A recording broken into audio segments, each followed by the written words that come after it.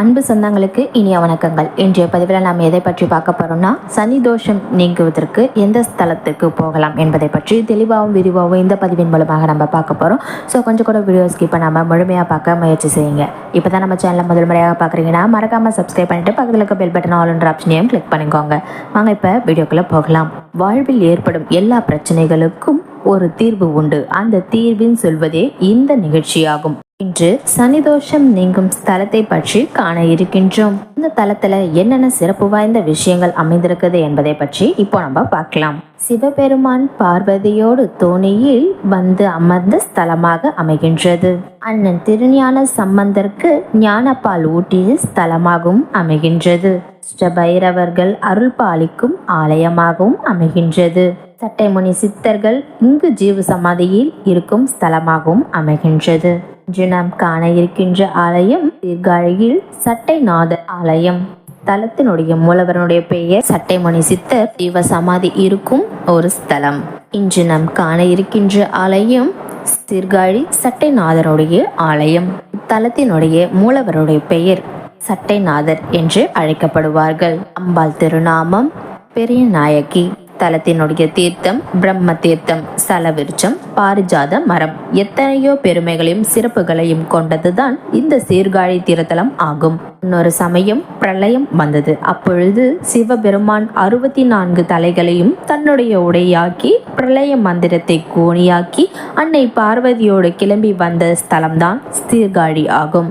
உலகமே அழிந்த பொழுதும் இந்த ஸ்தலம் அழியாததால் சிவபெருமான் தோணியில் வந்ததாலும் இங்கு இருக்கும் சிவபெருமானுக்கு தோணியப்பர் என்றும் பெயர் வந்தது.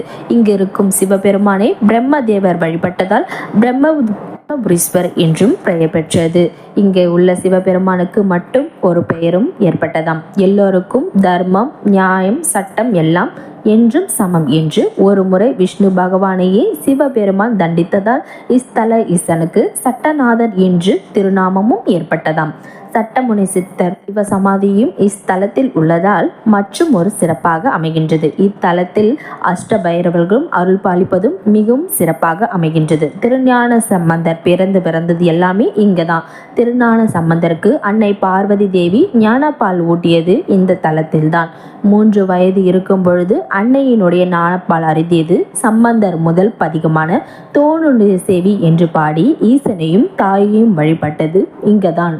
இங்கு இருக்கும் அம்மா பெரிய நாயகி குழந்தை சம்பந்தருக்கு ஞானப்பால் ஊட்டியதை நினைவுபடுத்தும் விதமாக ஒவ்வொரு வருடமும் சித்திரை மாதத்தில் திருமலைப்பால் உற்சவ திருவிழா மிகவும் பிரம்மாண்டமாக இங்கு கொண்டாடப்படுகின்றது. இன்று திருவிழாவை குழந்தை பாக்கியத்திற்காக தவம் இருப்பவர்கள் இதில் கலந்து கொண்டால் கட்டாயம் குழந்தை பாக்கியம் கிடைக்கும் அப்படின்றார்கள். இந்த தலைவர் இறைவனை பிரம்மா, முருகன், காளி, குரு, இந்திரன், சந்திரன், சூரியன், வியாச முனிவர்கள் ஆகியோரும் வழிபாட்டு அருள் பெற்றுள்ளார்களாம். தேவார பதிகம் பாடி பெற்ற தலங்களில் அதிகமான பதிகங்கள் பாடப்பெற்ற தலம் இந்த தலம்தான்.